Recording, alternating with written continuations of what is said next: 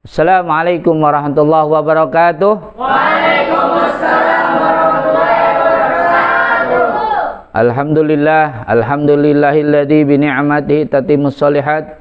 Wassalatu wassalamu ala sayyidis sadat wa ala alihi washabbihi al-anjuminirat amma ba'd. Apa kabar pencinta dan pemirsa Istana Ilmu Sabir Rahim di mana saja berada?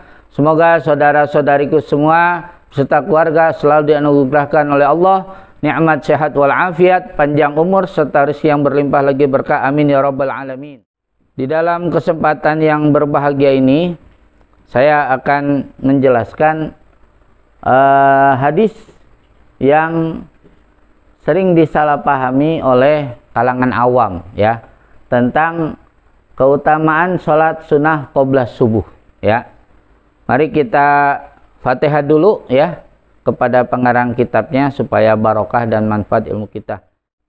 Ila hadrati sahibil kitab Asy-Sirajul Munir Syekh Ali bin Ahmad bin Muhammad Al-Zairi Asy-Syafi'i wa sahibil kitab Jami' Shaghir Syekh Jalaluddin Asy-Suyuti usulihima wa furihima wa masyihima wa jamil lamil musannifin al-muhlisin anal karimi oleh darajat fil jannati syambal maghfirah fa nabilan barakati man wari masun fid dunya wal akhirah syallana walumul fatihah. A'udzubillahi minasyaitonir rajim. Bismillahirrahmanirrahim. Alhamdulillahi rabbil alamin arrahmanir rahim maliki yaumiddin. Ihdinas siratal mustaqim siratal ladzina an'amta 'alaihim ghairil maghdubi 'alaihim waladdallin. Amin.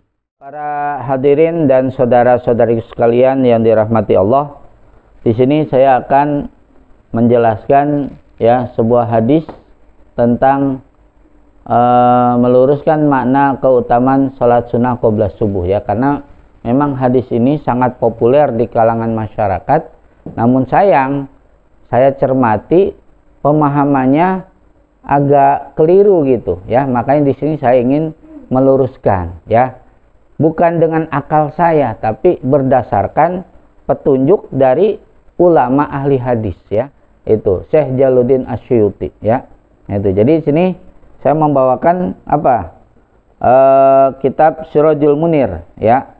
Nah, itu karangan Syekh Ali bin Ahmad bin Muhammad Al-Uzairi Asy-Syafi'i ya. Ini syarah dari kitab Jami' Shaghir karya Syekh Jalaluddin Asy-Suyuti itu ya, yang sangat masyhur ya. Beliau adalah seorang mujaddid, pembaharu Islam ya, dan saking banyak ilmunya sehingga seakan-akan beliau itu ensiklopedi berjalan ya. Ini luar biasa. Nah, jadi saya di sini akan mengungkap ya syarah dari hadis yang sangat populer di kalangan umat Islam ya, tentang keutamaan sholat sunnah qobliyah subuh ya. Nah, bismillahirrahmanirrahim. Raqatul fajri bermula 2 rakaat sebelum subuh ya. Nah, itu yang disebut dengan sholat sunat qobliyah subuh. Ai sunnatu sholatis subhi, yakni sholat sunat ya pada sholat subuh, yakni sebelum sholat subuh ya. Itu apa? Khairun, lebih baik, minad dunya, daripada dunia, wa ma fiha, dan apa-apa fiha yang ada di dalamnya, di dalam itu dunia. Nah ya, di sini redaksi hadisnya menyatakan apa? 2 rakaat fajar ya, bukan 2 rakaat subuh ya, tapi 2 rakaat qobliyah subuh ya, yaitu salat sunnahnya ya, salat sunat qobliyah subuh ya. Nah, itu jadi Allah menamakan salat subuh itu dengan apa? Al-fajr ya. Sehingga Nabi pun menyebutnya dengan apa istilah fajar juga ya untuk sholat subuh ya. Itu bisa dilihat di dalam surat Al-Isra ya. Nah, itu di mana Allah pernah berfirman, aqimis sholata liduluki syamsi ila ghosaqil laili wa qur'anal fajri inna qur'anal fajri kana masyhuda, ya. Nah, itu aqimis sholata, dirikanlah olehmu akan salat, liduluki syamsi, sejak tergelincirnya matahari, yakni apa? Salat zuhur dan salat asar, ya. Sampai kapan? Ila ghosaqil laili, sampai masuknya gelap malam, ya. Yakni apa? Salat maghrib dan isya. Wa qur'anal fajri, dan juga tegakkan salat subuh, ya. Kenapa? Inna qur'anal fajri kana masyhuda. Sungguhnya salat subuh itu disaksikan oleh para malaikat, ya. Nah, itu jadi sangat luar biasa. Jadi Allah menamakan salat subuh dengan salat fajar, ya.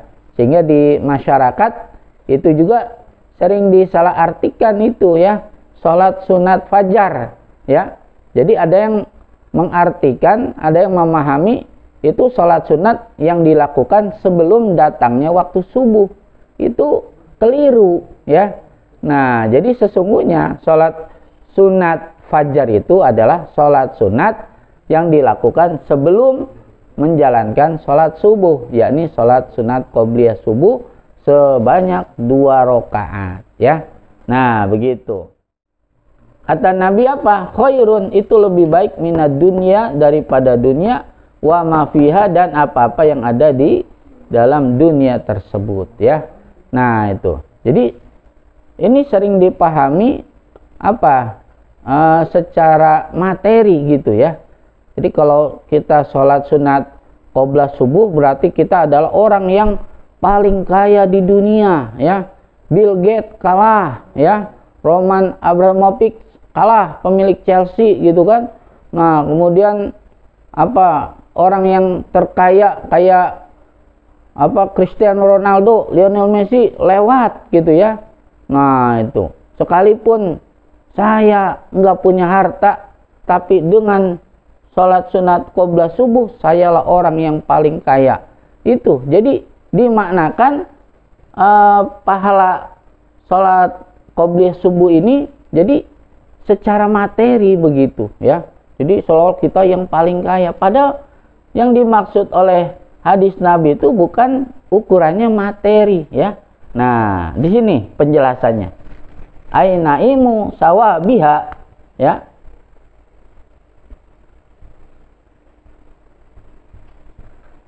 Khairun, tuh. Ya, khairun.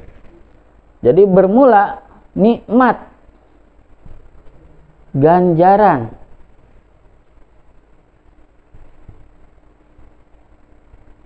nikmat ganjaran itu 2 rakaat subuh tadi, ya, 2 rakaat fajar tadi. Khairun, itu lebih baik min kulli ma yutana amu bihi, ya, dari setiap apa-apa yang dinikmati